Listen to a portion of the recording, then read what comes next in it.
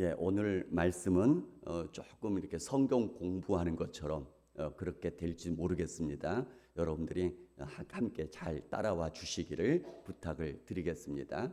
하나 띄워주세요. 예, 이게 뭐죠? 이런 거 많이 보셨죠? 예전에도 제가 몇 번 설명을 드렸는데요. 이 물고기 표시들 많이 보셨죠? 저희 헬라어 가운데 쓰인 것이 익투스라는 말입니다. 헬라어로. 어떤 의미냐면 물고기란 뜻이죠.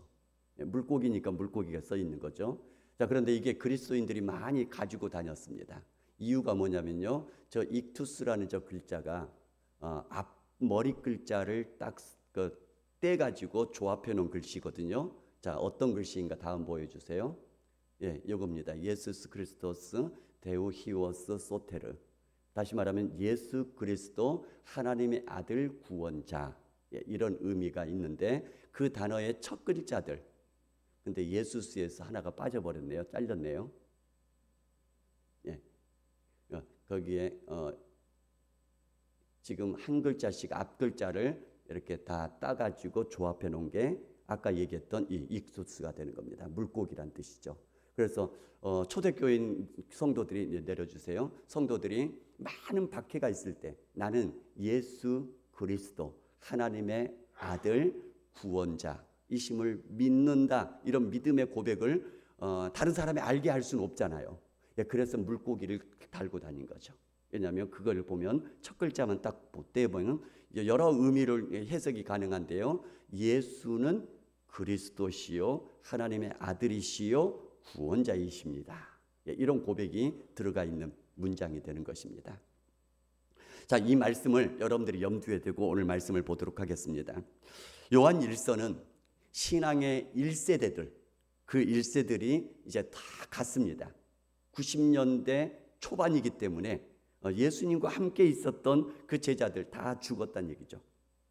그리고 이제 2세대들이, 신앙의 제2세대들이 교회의 주축이 되어 있습니다. 신앙의 1세대들은 예수님의 생애와 함께 했던 사람들입니다. 뿐만 아니라 죽으심과 부활하심을 경험한 사람들이죠. 그러다 벌어서 부활의 복음으로 뜨겁게 성령의 역사하심을 체험했던 사람들이 이 신앙의 복음의 1세대들이었는데, 이 1세대들은 시간이 지남으로써 다 죽었습니다. 그리고는 2세대들이 이제는 그 신앙의 뒤를 잇게 되었는데, 우리도 그러지 않습니까? 예수님을 처음 믿은 부모 세대는 굉장히 뜨거웠는데 자녀들은 어떻게 되죠? 부모만큼 그렇게 못 따라오는 경우들이 많이 있지 않습니까? 이 세대들이 바로 그 모양이었다는 거죠. 여기 요한 1서에서 말하는 그 2세대들이. 그래서 사도 요한 지금 90세가 넘어 있는 나이였습니다. 다른 1세대 동료들은 다 떠나갔습니다. 다 죽었습니다. 자기 혼자 남은 거죠. 1세대로서는. 그 1세대의 신앙으로 2세대들을 보니 믿음이 너무나도 허술한 거죠. 그들에게 1세대의 믿음이 무엇이다 하면서 다시 가르쳐주는 말씀이 바로 이 요한 1서의 말씀이라는 얘기입니다. 그러면서 빛으로 오시는 하나님과 사귐이 있고 하나님을 사랑하는 사람들, 그 사람들이 바로 예수님을 믿는 바로 너희들이다라고 말씀하는 것이죠. 자, 하나님과 사귐이 있고 하나님의 사랑이 그 안에 있는 사람들은 무엇을 하라라고 말씀하냐면은 계명을 지키라라고 말씀합니다. 말씀을 지키는 자는 하나님의 사랑이 참으로 그 안에서 온전하게 되는 사람이다. 그러니까 계명의 말씀을 지켜라라고 말씀하는 것이죠. 두 번째는 죄를 짓지 말라라고 말씀하십니다. 만약에 죄를 지었다 할지라도 회개하고 자복하라라고 말씀합니다. 그러면 하나님께서 다 용서해 주실 것이다 라고 깨끗하게 해 주실 것이다 말씀하십니다. 세 번째는 세상과 그 안에 있는 것들을 사랑하지 말라라고 말씀하십니다. 세상에 있는 것들이 뭐냐면 육신의 정욕, 안목의 정욕, 이생의 자랑, 이런 것들을 사랑하지 말라. 바로 예수 믿는 사람들은 그래야 된다라고 가르친 것이죠. 그리고 오늘 말씀입니다. 오늘 말씀은 적그리스도의 유혹에 속지 말라라고 말씀하고 있는 겁니다. 적그리스도가 누구인지 그래서 가르쳐 주시는 것이고요. 그러면서 처음부터 들은 것을 너희 안에 거하게 하라 라고 말씀합니다. 그러면 영원한 생명을 얻으리라 누리리라 라고 말씀하신 것이 오늘 말씀 두 가지 말씀입니다. 크게 두 가지죠. 자, 그러면 오늘 말씀 속에서 18절에 보면 지금은 마지막 때라 적그리스도가 오리라 했던 바로 그때다라는 것이죠. 여기에서 마지막 때, 우리는 흔히 교회 안에서 기독교에서 마지막 때라고 얘기를 하면 종말을 떠올립니다. 세상에 멸망할 마지막 때를 떠올립니다. 그런데 그것을 오늘 말씀에서는 의미하는 것이 아닙니다. 아직 먼 미래에 있을 것으로 생각하면서 그때가 언제인가 맞추려고 생각하고 그때가 언제인지 알려주겠다라고 유혹하고 이런 것들을 생각하게 되어지는데, 성경에서 말하는 마지막 때는 바로 그런 때를 가리키는 것이 아니란 얘기입니다. 마지막 때는 바로 예수님이 이 땅에 초림으로 오셨던 그때 이후의 모든 기간을 마지막 때다라고 말씀하고 있습니다. 이 마지막 때는 그래서 예수님의 초림과 재림임 그 사이의 모든 기간을 일컬어서 마지막 때라고 얘기하고 있다라는 것이죠. 때문에 이 마지막 때에는 분별 없이 막 살아가는 시대가 아니란 얘기입니다. 분별하면서 살아가라. 그래서 교회는 항상 미혹의 시대 속에 있는 것이 교회의 역사이고, 그래서 교회는 어떻게 살아내야 하는지 그거에 대해서 초점을 맞추고 깨어 있어야 되는 시대, 바로 그것이 바로 마지막 때다라고 말씀하는 것이죠. 그러니까 마지막 때, 이것은 언제인가 때를 맞추는 것이 아닙니다. 시간을 짐작하고 가르쳐주고 알아야 되고 이런 때가 아니고요. 늘 깨어서 분별하면서 살아가야 될 때, 이렇게 보시면 될 것입니다. 이것은 열처녀 비유에서 말씀하신 것과 같습니다. 신랑이 언제 올지 모릅니다. 신랑을 기다리는 열처녀 신부들이 있었습니다. 슬기로운 다섯 처녀는 등잔의 기름뿐만 아니라 여분의 기름까지 준비해놨죠. 왜냐하면 신랑이 언제 올지 모르니까요. 그런데 어리석은 15처녀는 등잔의 기름만 준비하고 있다가 신랑이 빨리 오지 않습니다. 예상했던 시기에 오지 않습니다. 그러니까 이 신랑이 올 때쯤 되니까 이 기름이 다 떨어졌거든요. 그래서 기름 사러 간 동안에 신랑이 도착을 해버려서 이 혼인잔치집에 들어가지 못하고 이를 갈미 있을 것이다 라고 말씀하고 있는 것이죠. 그러니까 늘 깨어서 준비하고 있는 이 슬기로운 다섯 처녀처럼 마지막 때를 살아가는 우리들 늘 준비하는 마음으로 깨어 있으면서 시대를 분별하면서 그렇게 살아가야 된다라고 말씀하고 있는 것입니다. 그 다음에 적그리스도는 어떤 특정한 사람을 가리키는 것이 아닙니다. 세상 마지막 날에 특별한 형태의 어떤 영적인 어떤 누군가, 영적인 어떤 존재, 뭐 이런 것들을 가리키는 것이 아니란 얘기입니다. 또는 예전에 교회에 해악을 끼쳤던 어떤 절대적인 권력을 가진 인물들을 가리키는 것도 아닙니다. 예를 들자면 네로 황제라든가 또는 히틀러라든가 이런 어떤 특정한 인물을 가리키는 것도 아니란 얘기입니다. 자, 그렇다면 적그리스도, 안티크라이스트 또는 안티크리스토스, 이 말이 안티라는 말이 어떤 의미로 쓰이냐면 크게 두 가지로 의미를 쓰입니다. 첫 번째는 뭐냐면 대적 또는 반대 또는 적대, 이런 의미가 있고요. 첫 번째는 그러니까 대적하고 반대하고 적대적으로 대하고, 요게 안티라는 말이고요. 또 하나는 대신한다 또는 대체한다, 이런 의미가 있습니다. 그러니까 그리스도를 대신하는 무엇, 그리스도를 대체하는 무언가, 이것이 바로 안티라는 말이라는 얘기입니다. 때문에 교회를 박해하는 자 해당되어집니다. 또는 이단이나 사입이 이것도 말하는 것이고요. 또는 그리스도를 다른 것들로 대체하는 모든 사람들, 요것들이 다 뭐냐면 적그리스도라는 얘기입니다. 그러니까 적그리스도는 우리가 흔히 교회에서 이렇게 인상되어지는 것처럼 미래에 마지막 종말 때에 세상 끝날에 나타날 어떤 특정한 형태의 누군가 영적인 어떤 존재들 이런 것들이 아니고요. 바로 예수 그리스도를 적대적으로 하든지 반대하든지 또는 예수 그리스도 대신에 다른 것들로 대체하는 그 모든 사람들을 일컬어서 적그리스도라고 얘기하고 있다는 얘기입니다.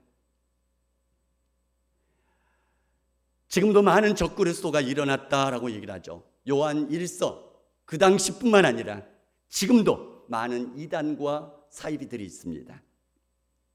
우리가 잘 알지 않습니까? 진짜일수록 그리고 진짜의 가치가 높을수록 모조품이 많이 생깁니다. 가짜들을 많이 만들죠. 다른 종교에는 가짜가 없습니다. 이단들이 없어요, 잘. 그런데 기독교에만 유독, 교회만 유독 이단들이 많죠. 우리나라에서도 자기가 스스로 예수다, 재림 예수다 라고 얘기하는 사람이 대략적으로 50명이 넘는답니다. 우리나라에만요. 많아요. 굉장히 세계적으로도. 그렇게 본다면 이렇게 이단과 사이비가 많다라는 것은 기독교가 진짜다라는 반증으로 봐도 되지 않겠습니까? 자, 그렇다면 성경에서 오늘 본문에서 말씀하시는 적그리스도가 누구인가 정확하게. 첫 번째는 22절에 이렇게 말씀합니다. 거짓말하는 자가 누구냐? 예수께서 그리스도이심을 부인하는 자가 아니냐? 아버지와 아들을 부인하는 그가 적그리스도다라고 말씀하고 있습니다. 이 예수라는 이름은 1세기 그 근동 지역에서 아주 흔한 이름 중에 하나였습니다. 철수야 영이야 우리가 우리나라 이름에 그렇게 있듯이 흔한 이름 중에 하나이죠. 그래서 나사렛 예수라고 이름을 붙입니다. 무슨 얘기냐면 나사렛 출신의 예수라고 얘기를 하는 거죠. 왜냐하면 다른 지역에도 예수들이 많으니까요. 그 나사렛 지역에서 예수라고 하는 자가 태어났다라는 얘기죠. 실제로 나사렛 지역에서 태어난 예수가 존재했었다라는 것을 믿는 것이 믿음인데 그것을 믿지 않는 것이 적그리스도라는 얘기입니다. 그 당시에는 가현설이라는 이단이 있었습니다. 무슨 얘기냐면 예수님이 하나님의 아들이라고 믿는다는데 예수님이 하나님의 구세주라고 믿는다고 하는데 어떻게 하나님이 십자가에서 죽을 수가 있냐는 얘기죠. 하나님은 죽을 수 있는 존재가 아니다라는 것이죠. 그러면 예수라는 사람이 누구냐? 그 사람은 실제 우리와 똑같은 인간이 아니라 가현설, 다시 말하면 가짜로 그렇게 나타난 허상일 뿐이다 라고 주장했던 사람들이 가현설 이단들입니다. 다 적그리스도라는 것이죠. 그 다음에 이 예수는 나사렛 땅에서 실제 인간 예수로 존재했던 그 예수는 그냥 인간으로만 끝나는 것이 아니라 하나님의 메시아, 하나님의 그리스도, 다시 말하면 구원자이시다. 그리고 그분이 바로 하나님의 아들이시다 라는 것을 믿는 것이 믿음인데 이것을 믿지 않는 사람들이 적그리스도라는 얘기입니다. 그 다음에 예수 하게 되어지면 그 예수님은 우리 인간들의 죄를 대신 짊어지시고 인간들이 받을 벌을 대신 받아서 십자가에서 고난받으시고 죽으셨는데 하나님 아버지께서 다시 살리신 것을 믿는 것이 진짜 믿음인데 이것을 믿지 않는 사람들이 적그리스도다라고 말씀하고 있다는 얘기입니다. 자, 그렇게 보면 바로 우리의 믿음, 그 믿음을 받아들이지 않는 모든 사람들이 적대적으로 행하든 적대적으로 행하지 않든 믿지 않는 모든 사람들을 일컬어서 적그리스도다 이렇게 말씀하고 있다라는 것이죠. 지금도 이것을 믿고 받아들이는 사람들은 올바른 신앙을 가진 그리스도인들입니다. 그러나 2000년 전에 하나님의 아들이 실제로 인간 예수로 태어났음을 믿지 않고 있다면 적그리스도란 얘기입니다. 그 예수가 하나님의 아들이면서 인간으로 태어났던 그 예수가 우리 죄를 대신 짊어지시고 십자가에서 죽으셨고 하나님께서 다시 살리셨음을 믿지 않는 사람들이 다 적그리스도란 얘기입니다. 그 예수가 바로 우리의 구원자 되시다. 믿는 모든 사람들을 다 구원하시는 구원자이시다라는 것을 믿지 않는 모든 사람들이 다 적그리스도란 얘기입니다. 때문에 이 적그리스도란 말은 박해자 이 사람들도 해당되고요. 사이비, 이단들 이 사람들도 다 해당되고요. 뿐만 아니라 이 예수 그리스도를 믿지 않는 모든 사람들을 다 일컬어서 적그리스도 이렇게 칭해도 될 것입니다. 때문에 처음 서두에 말씀드린 것처럼 예수 그리스도 하나님의 아들 구원자 이것을 믿는 것이 온전한 믿음의 사람이고 이것을 믿지 않는 사람들은 다 적그리스도다 이렇게 지칭하고 있다는 얘기입니다. 두 번째는 19절에 그들이 우리에게서 나갔으나 우리에게 속하지 아니하였다라고 말씀합니다. 처음에는 그들도 교회 안에 있었다는 얘기입니다. 그런데 그 교회에서 나간 사람들이고 그 비슷한 것들이 많으나 완전히 다른 사람들, 이런 사람들이 적그리스도다 이렇게 얘기를 하고 있습니다. 자, 이렇게 보게 되어지면 그때 교회 안에 있다 나간 사람들, 이 사람들도 적그리스도이지만 지금도 아직 교회 안에 머물러 있는 적그리스도들도 있을 수 있다는 얘기죠. 나중에 언제든지 나갈 사람들, 언제 나갈지는 모르지만요. 예를 들자면 가룟 유다 같은 사람이죠. 예수님의 12제자 가운데 있지 않았습니까? 그런데 그 무리에서 나간 사람입니다. 교회를 가장 많이 비판한 사람들이 어떤 사람들이냐면 교회를 모르는 사람들이 비판 안 합니다. 교회를 가장 앞장서서 비판하는 사람들이 누구냐면 교회를 다녀봤던 사람들입니다. 교회에 있다가 나간 사람들이 더 열과 성을 다해서 교회를 비판하죠. 이런 경우들을 많이 보고 있지 않습니까? 그러나 여기서 우리가 주의해야 될 것이 있습니다. 뭐냐면 그 결과는 우리가 나중에 보고 우리는 알 수가 있지 우리가 미리 알 수 있는 우리들은 못 됩니다. 때문에 교회를 떠나갔다고 해서 모두가 다 적그리스도로 끝난다? 이건 아니라는 거죠. 얼마든지 하나님 앞에 다시 돌아올 사람들도 많이 있다는 얘기입니다. 때문에 우리는 스스로를 판단하지 말고 기도해야만 되는 것이 우리의 사명인 것이죠. 마지막 적그리스도 세 번째 특징이 있습니다. 너희를 미혹하는 자들에 관하여 내가 이것을 썼다라고 말씀하고 있죠. 적그리스도는 교회 안에 있는 믿음의 사람들을 미혹하기 시작하더라는 얘기죠. 이단들 보시기 바랍니다. 우리가 알고 있는 이단들이 교회 밖에 있는 사람들 찾아다니면서 전도한 모습을 본 적이 있으십니까? 교회 다닌다고 하면 더 쫓아다녀요. 교회 안에까지 들어와서 막 전도한다고 그래요. 왜 그러는 거죠? 미혹하는 영들이기 때문에 그러는 것이죠. 믿음에서 떠난 사람들, 교회에 관해서 온갖 모습으로 비난을 쏟아냈죠. 그래서 결국은 많은 사람들이 그 믿음에서 떨어지도록, 믿음에서 미끄러지도록 하기 위해서죠. 자, 그렇다면 이기는 방법에 대해서도 말씀해 주고 있습니다. 24절에 너희는 처음부터 들은 것을 너희 안에 거하게 하라. 적그리스도의 미혹 중에 하나가 뭐냐면은 사람을 놀랍게 하는 새로운 가르침 또는 새로운 깨달음 또는 새로운 발견 막 이런 것들을 가지고 미혹을 하려고 하죠. 우리는 새로운 메시지가 있다. 우리는 새로운 해석이 있다. 새롭게 이렇게 가르쳐 주는 것을 깨달았다. 막 이렇게 미혹하는 경우들이 있는데 성경에서 말하기는 해 아래 새 것이 없다라고 말씀합니다. 오늘 말씀에서도 너희는 처음부터 들은 것을 너희 안에 있게 하라라고 말씀하고 있습니다.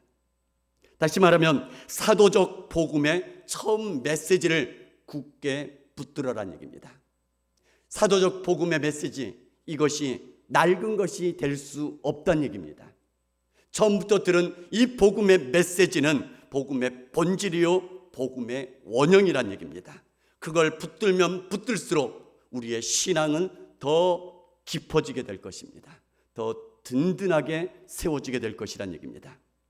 새로운 것에 대한 갈망, 새로운 비밀 지식 이런 것들을 얘기를 하는 것, 그런 유혹에, 그런 미혹에 여러분들이 혹하여서 빠져들어가지 마시기 바랍니다. 진짜 믿음의 복음은 처음부터 들은 복음, 예수 그리스도의 복음, 그 복음입니다. 처음부터 들은 것, 그 말씀, 성경 말씀에 있는 그 말씀 안에 거하면, 처음부터 들은 그 복음 안에 거하면 아들과 아버지 안에 거하게 되는 것이다 라고 말씀하고 있습니다. 다시 말하면 이 성경 말씀을 늘 되새기면서 그 말씀의 통치 아래 순종하면서 전인적인 관계 속에서 깊은 사귐의 관계 가운데 들어가게 되어지면 그 사귐의 관계가 점점 더 깊어지는 것이 바로 이 믿음의 비밀이라는 얘기입니다. 어떤 새로운 깨달음, 새로운 어떤 비밀 지식, 이런 것들이 없다는 얘기입니다. 성경에 이미 다 말씀해 주신 이 복음의 말씀이 전부이고 원형이다라고 말씀하고 있습니다. 그러면 이 처음부터 들은 것, 이 처음부터 봤던 이 복음의 원형을 붙들게 되어지면 주님께서 무엇을 주신다라고 얘기하냐면 우리에게 약속하셨던 영원한 생명을 받아 누리게 될 것이다 라고 말씀하고 있습니다. 여러분 모두에게도 이러한 영원한 생명이 여러분 가운데 충만하게 체험될 수 있기를 바랍니다. 뿐만 아니라 20절에 보면은 너희는 거룩하신 자에게서 기름 부음을 받고 모든 것을 알게 된 사람들인데, 27절에 보면 오직 그의 기름 부음이 가르치신 그대로 주 안에 거하라 라고 말씀하고 있습니다. 예수님을 믿는 사람들은 성령의 기름 부으심으로 거듭난 사람들, 바로 여러분들인 것을 믿습니다. 그렇게 성령으로 거듭난 사람들은 성령의 가르치심 가운데, 성령께서 확증해 주심 가운데에 거하라 라고 말씀하고 있다는 것이죠. 가르침이 전혀 필요 없다, 가르치는 사람이 필요 없다는 얘기가 아니라 성령께서 우리에게 깨달음을 주시고 확증을 주신다는 얘기입니다. 가르침 말씀에 대해서. 여러분들이 그런 것들을 경험해 보신 분들 계실 것입니다. 이단의 얘기를 들으면 뭔가 정확하게 모르겠는데 뭔가 이상해요. 뭔가 이상한 것 같아요. 이런 것들을 느끼신 분들도 많이 계실 것입니다. 성령께서 확증해 주신 그것이 아닌 것을 깨닫게 되는 것이죠. 알게 되는 것이죠. 때문에 성령으로 말씀에 확증을 주시는 그 말씀 가운데 거하라 라고 말씀하고 있습니다. 말씀을 요약하면 이런 것입니다. 성령과 말씀 안에 거하라 라는 것입니다. 성령의 역사는 언제 강하게 역사하시죠? 말씀 붙들고 기도할 때 성령께서 역사하시죠. 바로 그 안에 거하라 라고 말씀하십니다. 그러면 영원한 생명을 주시고 누리게 하실 것이다. 여기서 영원한 생명은 우리가 천국에 가서 누리게 될 영원한 생명도 가리키지만 이 땅에서도 영원한 생명을, 주님의 생명을 어려움 중에서도 누리면서 살아가게 만들어 주실 것이라는 얘기입니다. 베드로전서 1장 6절에 이렇게 말씀하시죠. 그러므로 너희가 여러 가지 시험으로 말미암아 잠깐 근심하게 되지 않을 수 없으나 오히려 크게 기뻐하는도다. 무슨 얘기냐면 이 땅에 살아갈 때 여러 가지 근심거리들이 없을 수 없다는 얘기입니다. 여러 가지 어려운 문제 피해갈 사람 없다는 얘기입니다. 그 어려움이 닥칠 때에, 그런 시험들이 닥칠 때에 잠깐 근심할 수밖에 없다는 얘기입니다. 그러나 영원한 생명을 받아 누리는 사람들은 주의 성령의 역사하심으로 인해서 오히려 크게 기뻐하며 영원한 생명을 누리면서 살게 만들어 주실 것이란 얘기입니다. 우리 모두가 다 말씀으로 성령 안에서 온전하게 거하여 나아갈 수 있기를 주님의 이름으로 축복합니다. 그로 인해서 더 깊어지심으로써 주님과의 사귐, 주님의 은혜의 그 뜨거움이 우리 속에 점점 더 깊어지므로 우리 하나님께서, 우리 주님께서 주시는 영원한 생명을 소망하며 살아갈 뿐만 아니라 지금 이 땅에서도 어떠한 상황 속에서도 그 영원한 생명을 누림으로써 오히려 어떤 상황 속에서도 크게 기뻐하며 오히려 찬송하며 걸어갈 수 있는 저와 여러분들 다 될 수 있기를 주님의 이름으로 축복합니다. 같이 찬양하며 기도하는 시간 같습니다.